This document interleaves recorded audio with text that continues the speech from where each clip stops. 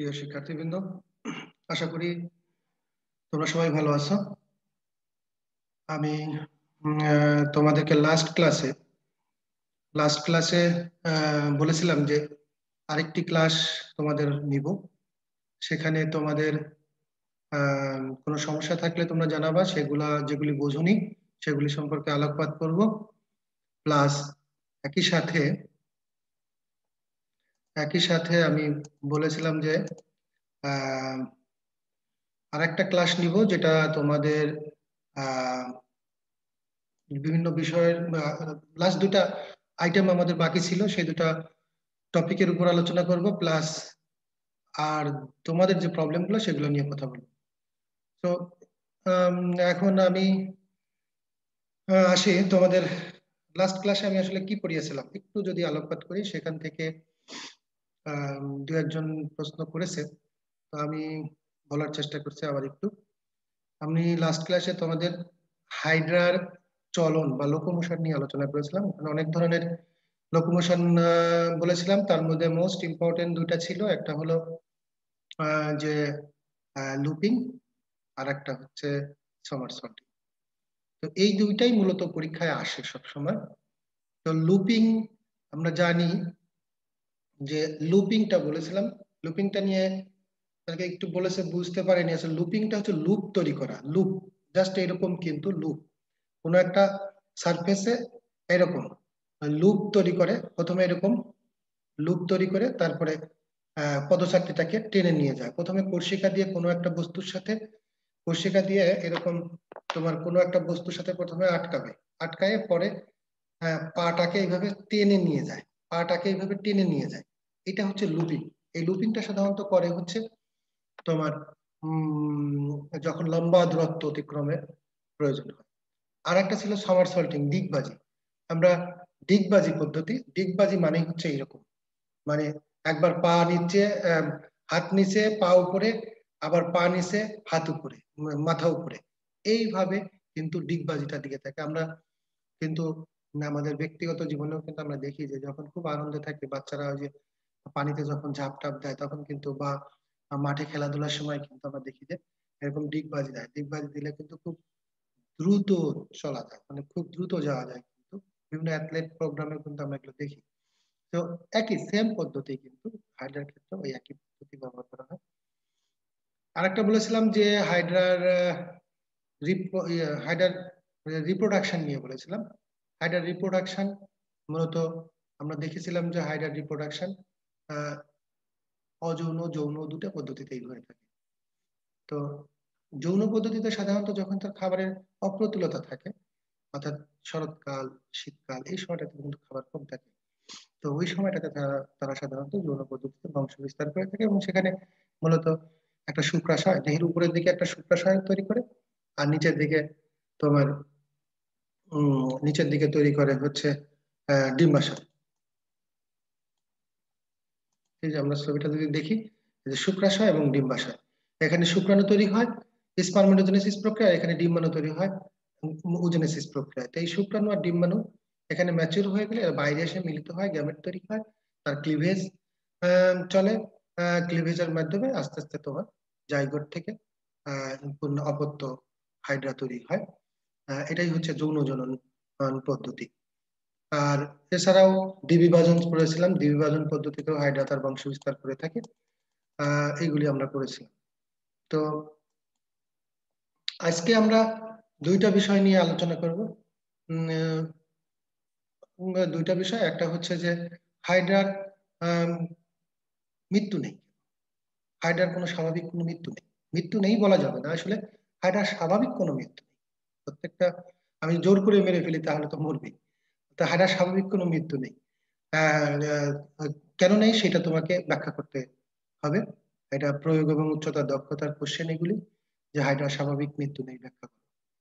হম তো হাইড্রার স্বাভাবিক মৃত্যু নেই, এর কারণ হলো আমরা যদি দেখি যে হাইড্রা কয়েক পদ্ধতিতে কিন্তু বংশ বিস্তার করে থাকে, বা তার তার প্রজনী তৈরি করে থাকে, বংশধর তৈরি করে থাকে।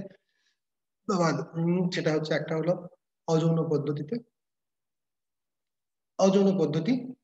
তো অযৌন পদ্ধতিতে বংশবিস্তার যদি আমরা দেখি, একটু টাইমটা দেখা যাচ্ছে।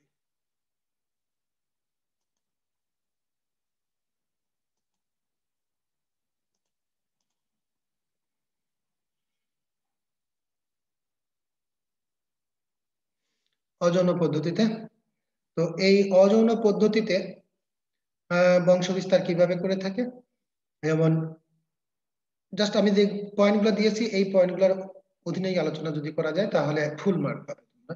এখানে কোনো ছবির প্রয়োজন নেই। তো একটা হচ্ছে মুকুল উদ্গম। মুকুল উদ্গম খাবারের যখন প্রাচুর্যতা থাকে আমরা জানি, তখন হাইড্রা তার দেহের নিচের পদচাকতির উপরে দেহের বেজের দিক থেকে ওখানে সাধারণত কি করে, তার ইন্টারস্টিশিয়াল কোষগুলি ক্রমাগত বিভাজিত হয়ে তারা মুকুলের মতো একটা ফরম্যাট তৈরি করে। আমরা কিন্তু যখন প্রজনন করেছি তখন কিন্তু ডিটেলস বলেছি, তো মুকুলের মতো একটা ফরম্যাট তৈরি করে। তো প্রথমে তার আম, আহ, একটু ফোলা অংশ তৈরি হয়, তারপরে হাইপোস্টোমের চারপাশে কোষিকা তৈরি হয়। এরপরে আস্তে আস্তে এটা একটু বড় হলে দেখা যায় যে আম, যে জায়গাতে মাতৃ হাইড্রার সাথে অপত্য হাইড্রা যেখানে যুক্ত আছে সেই জায়গায় আস্তে একটা বিভেদ পর্দা তৈরি হয়। এই বিভেদ পর্দা কিন্তু পরবর্তীতে আস্তে করে ওই বিভেদ পর্দার ওইখান থেকেই কিন্তু তোমার অপত্য হাইড্রাটা মূল হাইড্রা থেকে আলাদা হয়ে যায়। আলাদা হয়ে যাওয়ার পরে এরপরে কিন্তু তারা আরেকটা পদচাক ওখানে পদচাকতি গঠিত হয়। পদচাকতি গঠিত হলে মূল হাইড্রা আরেকটা অপত্য হাইড্রা তৈরি হয়ে যায়। এই একটা পদ্ধতি। আর একটা পদ্ধতি হচ্ছে দ্বিবিভাজন। কখনো কখনো আঘাতের কারণে বা যে কোনো কারণেই হতে পারে, হাইড্রা দেখা যায় যে বা খাবারের আম, আহ, আহ, বাইরে প্রাচুর্যতা আছে সে সমস্ত সময় মানে এনভায়রনমেন্ট কন্ডিশন যখন ফেভারেবল থাকে তখন কিন্তু তারা কি করে দেহের মাঝ বরাবর ভেঙে যায় এবং ভেঙে গিয়ে কিন্তু একটা থেকে দুইটা হাইড্রা তৈরি হয়। আহ, তখন এটা হচ্ছে দ্বিবিভাজন। এরপরে আসি আমরা নেক্সট আসি যৌন জনন। দ্বিবিভাজন অযৌন পদ্ধতিতে তারা বংশ বিস্তার করছে। এরপর আসে যৌন জনন। বা এখানে লিখেছি যে কি শরৎকাল বা শীতকালে আমরা যখন দেখি যে খাবারের স্বল্পতা থাকে তখন কিন্তু তারা কি করে, তারা ওই যে কিছুক্ষণ আগে বললাম যে তারা শুক্রাশয় আর ডিম্বাশয় তৈরি করে সেখান থেকে শুক্রাণু এবং ডিম্বাণু তৈরি হয়। সেই শুক্রাণু ডিম্বাণু বিভিন্ন করে জাইগোট জাইগোট বিভাজিত হয়ে তোমার অপত্য হাইড্রা গঠিত হচ্ছে। এটা তো গেল অযৌন যৌন দুইটা পদ্ধতিতে। এছাড়াও যদি আর একটা জিনিস দেখা যায় যে হাইড্রাকে যদি ভেঙে টুকরো টুকরো যদি হয়ে যায় এবং সেখানে যদি একটোডার্ম এন্ডোডার্ম থাকে এবং যদি সেটার ব্যাস যদি 0.04 মিলিমিটারও হয়, তারপরেও কিন্তু এটা নতুন আর একটা হাইড্রায় এটা রূপ নেবে। এই জন্য উম, তোমার আম, এরপর আর একটা আছে যে আমরা যদি হাইড্রার এন্ডোডার্মটাকে ভিতরের অংশটাকে এরকম আমরা যেমন অনেক সময় আমরা রাবারের থাকে না, যেমন হাতে গ্লাভস পরে গ্লাভসটা যখন টান দিই তখন কিন্তু বাইরের পার্ট ভিতরে চলে যাচ্ছে আর ভিতরের পার্ট বাইরে চলে আসছে। যদি হাইড্রার ক্ষেত্রে এরকমও করা হয় যে এন্ডোডার্মকে বা টান দিয়ে বাইরে আনলাম আর একটু নাম ভিতরে চলে গেল, তারপরেও কিন্তু এইটা আবার ওই ওই অবস্থায় তার কোষগুলা একটোডার্মের কোষগুলা এন্ডোডার্মে চলে যাবে, এন্ডোডার্মের কোষগুলা একটোডার্মে চলে আসবে। খুব মজার জিনিস। তখন তারা আবার এই হাইড্রাটাই কিন্তু আবার ওইভাবেই কিন্তু তখন সে আবার নতুন হাইড্রা হিসাবে আহ, পরিগণিত হবে এবং আহ, নতুন নতুন ভাবে তারা আবার রিয়ারেঞ্জ করে এদের কোষগুলি রিয়ারেঞ্জ করে আবার পূর্ণাঙ্গ হাইড্রা হিসাবে সে জীবন ধারণ করবে। তো এই গেল যে এতগুলা উপায়ে একটা প্রাণী তার বংশ বিস্তার করছে স্বাভাবিক। এই জন্যই বলা হয় এর স্বাভাবিক কোনো মৃত্যু নেই। এখন তুমি যদি পুরাই ফেলো তাহলে তো আর ওটা বাঁচবে না, সেটা তো আলাদা জিনিস। কিন্তু স্বাভাবিকভাবে কিন্তু আসলে এই হাইড্রার কোনো মৃত্যু নেই। তো আশা করি বুঝতে পারছো এটা। তোমরা এইভাবে বলবে যে হাইড্রার কেন স্বাভাবিক মৃত্যু, হাইড্রার স্বাভাবিক মৃত্যু নেই, ব্যাখ্যা করো। নেক্সট আমরা আসি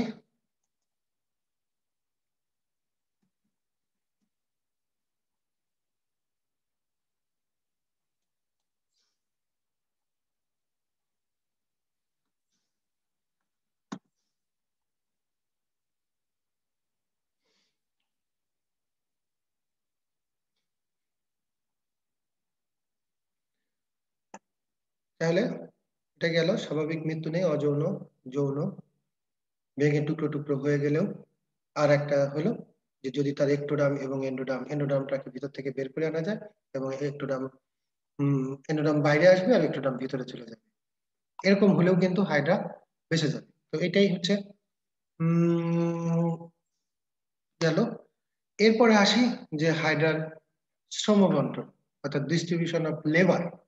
হাইড্রার শ্রম বন্টন, distribution of labour in hydra, হাইড্রার শ্রম বন্টন। তো আমরা প্রথমে আসি শ্রম বন্টন কাকে বলে। শ্রম বন্টন আমরা নাম থেকেই, নামের মধ্য থেকেই কিন্তু আমরা ডেফিনেশন লিখতে পারি যে শ্রমের বন্টন, অর্থাৎ কোনো প্রাণীর দেহে তার বিভিন্ন অঙ্গ তন্ত্র এগুলি যে কাজ করে থাকে, সেই যে কাজের যে বিভাজন পদ্ধতি বিভিন্ন অঙ্গের মধ্যে, অর্থাৎ এটাকে বলা হয় যে বহুকোষী জীবের জীবদেহে বিভিন্ন অঙ্গতন্ত্রের মধ্যে তার শারীরবৃত্ত কার্যাবলী যে সুষমভাবে বন্টন করে দেওয়ার যে বন্টন যে পদ্ধতি, এই বন্টনটাকেই বলা হচ্ছে শ্রম বন্টন। অর্থাৎ শ্রমকে বন্টন করে দেয়া দেহের বিভিন্ন অঙ্গ আর তন্ত্রের মধ্যে শ্রমটাকে বন্টন করে দেয়া। আচ্ছা, এবার আসি আমরা এক এক করে যে এই হাইড্রার শ্রম বন্টন তোমরা কিভাবে বর্ণনা করবে। প্রথমে আসি যে আঙ্গিক শ্রম বন্টন। আঙ্গিক শ্রম বন্টনটা কিভাবে? আঙ্গিক শ্রম বন্টন হবে হাইড্রার বিভিন্ন অঙ্গ আছে, সেই অঙ্গগুলির মধ্যে অঙ্গগুলি কে কি কাজ করছে, কাকে দিয়ে কি কাজ করানো হচ্ছে, সেটা দিয়ে কিন্তু আমরা বুঝতে পারবো যে তার শ্রম বন্টন গুলি, ওটা বর্ণনা করলে শ্রম বন্টন হয়ে যাবে। আচ্ছা, এখানে একটা জিনিস আমরা আসে নাই, প্রথমে হচ্ছে আঙ্গিক শ্রম বন্টন, প্রথমে আমরা মুখচ্ছিদ্র আসি। মুখচ্ছিদ্র দেওয়া হয়নি, মুখচ্ছিদ্রটা তো মুখচ্ছিদ্র যদি বলি, মুখচ্ছিদ্র দিবা প্রথমে প্রথমে মুখচ্ছিদ্র দিয়ে বলবো যেখানে কি হয়, মুখচ্ছিদ্রের মাধ্যমে তার খাদ্য গ্রহণ এবং বর্জন, বর্জ্য পদার্থ নিষ্কাশনের কাজ এই মুখচ্ছিদ্র করে থাকে। মুখচ্ছিদ্র করে থাকে। ও আচ্ছা, মুখচ্ছিদ্র হাইপোস্টোম তো লিখছে। আচ্ছা, হাইপোস্টোম, হাইপোস্টোম আসলে হাইপোস্টোমটাই হচ্ছে তোমার এটা পরিপূর্ণ মুখ তো না, হাইড্রা এটা কিন্তু পরিপূর্ণ মুখ না, এটাকে হাইপোস্টোম বলছে। তো হাইপোস্টোম বা মুখচ্ছিদ্র গেল। এরপরে আসি আমরা হাইড্রার কোর্সিকা সমূহ। এই যে কোর্সিকা, কোর্সিকা সমূহ, তারও আগে আসি সিলেন্ট্রন। সিলেন্ট্রন নিয়ে যদি বর্ণনা করি, সিলেন্ট্রনের কাজ কি? আমরা জানি যে সিলেন্ট্রনটা হচ্ছে এটাকে পরিপাক পরিবহন গহ্বর বলা হয়, অর্থাৎ হাইড্রা তার দেহের পরিপাক এবং পরিবহনের কাজটা মূলত এই সিলেন্ট্রনের মাধ্যমে করে থাকে, সিলেন্ট্রনের মাধ্যমে করে থাকে। এরপরে আসি তোমার পদচাপ্তি বা কোর্সিকায় আসি। কোর্সিকা, কোর্সিকা সমূহ, কোর্সিকা দিয়ে হাইড্রা কি কাজ করে থাকে? আত্মরক্ষা, তার চলন এবং শিকার ধরা, এই তিনটা কাজ কিন্তু কোর্সিকা দিয়ে করে থাকে। সরি, কারেন্ট চলে গেল।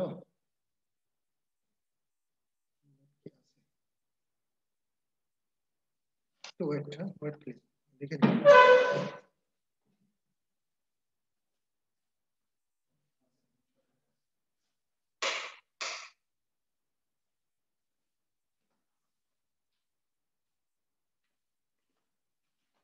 আচ্ছা, ভালো, কারেন্ট আছে। আচ্ছা, এরপরে আসি আমরা কোর্সিকা। কোর্সিকা তাহলে আত্মরক্ষা, শিকার এবং চলন, তিনটা কাজ করে থাকে এই কোর্সিকা দিয়ে। নেক্সট ওয়ান হচ্ছে পদচাকতি। এই পদচাকতি, পদচাকতি দিয়ে হাইড্রা সাধারণত কি কাজ করে থাকে? পদচাকতি দিয়ে হচ্ছে কোনো বস্তুর সাথে আটকে থাকা এবং চলন, এই দুই ধরনের কাজ পদচাকতি দিয়ে করে থাকে। একটু লাইট একটু কম পাবা কারণ কারেন্ট। আচ্ছা, এরপরে হচ্ছে আমাদের আরেকটা জিনিস বলা যেতে পারে, সেটা হচ্ছে দেহকাণ্ড। তো হায়রা তার দেহকাণ্ড দিয়ে কি করে? হায়রা দেহকাণ্ডে হচ্ছে জননাঙ্গ এবং মুকুল ধারণ করে থাকে, কিছুক্ষণ আগে কিন্তু আমরা পড়লাম। তো দেহকাণ্ড দিয়ে জননাঙ্গ এবং মুকুল ধারণ করে থাকে। তো এইটা গেল হচ্ছে হায়রার আঙ্গিক শ্রমবন্টন।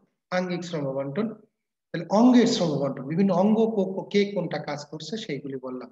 এরপরে যদি যাই আমরা সেলুলার লেভেলে, সেলুলার লেভেলে তার লেবার ডিস্ট্রিবিউশনটা কি রকম, অর্থাৎ বিভিন্ন প্রকার কোষের কাজগুলি, কাজগুলি যদি আমরা বর্ণনা করি, তাহলে কিন্তু এই অঙ্গের শ্রমবন্টন এবং কোষীয় শ্রমবন্টন যেটা বললেই হয়ে যাবে। তো কোষীয় শ্রমবন্টনে আমরা আসি যে কোষীয় শ্রমবন্টন হচ্ছে প্রথমে হচ্ছে muscular epithelial cell. Muscular epithelial cell, আমি মাঝে মাঝে একটু ইংলিশ লিখছি তোমাদের বাংলা মনে করানোর জন্য। আচ্ছা, মাসকুলার এপিথেলিয়াল সেল অর্থাৎ তোমার পেশি আবরণী কোষ। এপিথেলিয়াল সেল মানে কি? আবরণী কোষ। আর মাসকুলার হচ্ছে পেশি, তার মানে পেশি আবরণী কোষ।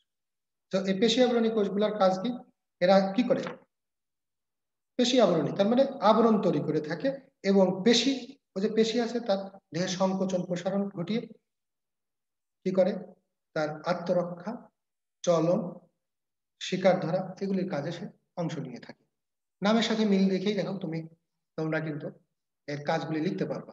মাসকুলার এপিথেলিয়াল সেল, তাহলে আবরণ। আর হচ্ছে মাসকুলার, মাসেল মানে কি? সংকোচন প্রসারণ ঘটিয়ে দেহের কত যে যে ধরনের কাজ করতে পারে সবগুলাই এখানে উল্লেখ করা। এরপর আসতেছে ইন্টারস্টিশিয়াল কোষ। ইন্টারস্টিশিয়াল কোষ আমরা জানি এটা হচ্ছে হাইডার, মানে হাইডার যে ক্যারিসমেটিক ক্যারেক্টার, তার মূলে কিন্তু এই ইন্টারস্টিশিয়াল কোষ। তাই তো? ইন্টারস্টিশিয়াল কোষ এদের ইয়েটা কি? যে এরা সাধারণত এই ইন্টারস্টিশিয়াল দেহের যে কোনো ক্ষত নিরাময় এরা কাজ করে থাকে। ক্ষত যেখানে আঘাতপ্রাপ্ত হোক সেখানে আবার পূরণ করার জন্য এই কাজগুলি করে থাকে ইন্টারস্টিশিয়াল কোষ, বা প্রয়োজনে যে কোনো কোষে সে রূপান্তরিত হতে সক্ষম।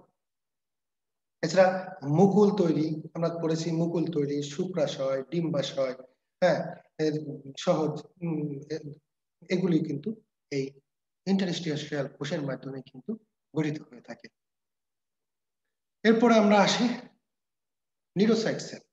নিউরোসাইট সেল নিয়ে আমরা একটা বড় আগের ক্লাসে, তার আগের ক্লাসে পুরা স্ট্রাকচার, তার গঠন, কাজ এগুলি কিন্তু আমরা করেছি।